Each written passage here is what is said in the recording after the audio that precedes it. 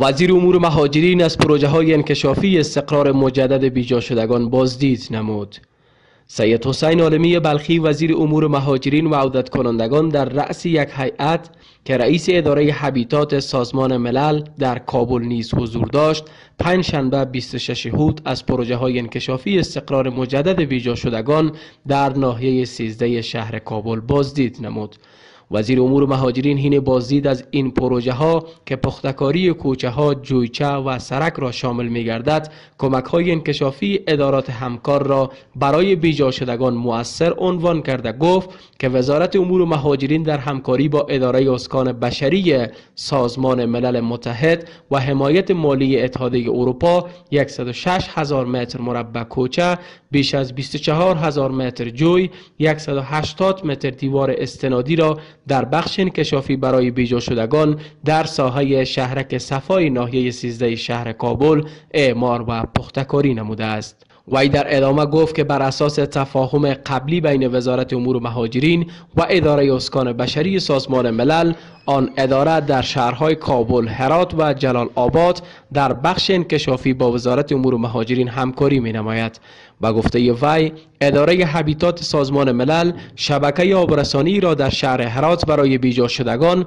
و پختکاری کوچه ها و جویچه را در نواحی 13 و 22 شهر کابل برای بیجا شدگان تطبیق نموده است. عالمی بلخی به بیجا شدگان ساکن در شهرک صفای ناحیه 13 وعده سپرد که کار پختکاری سرک های آنان را الا اخیر سال روان میلادی با همکاری مؤسسه هبیتات تکمیل می نماید. بر اساس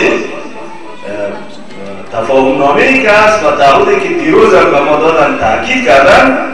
این بود که تا آخر سال 2017 میلادی که اول زمستان بشه این کار باید تکمیل شد و من امیدوار هستم که هم هبیتات بیشتر جدی‌تر توجه بکنن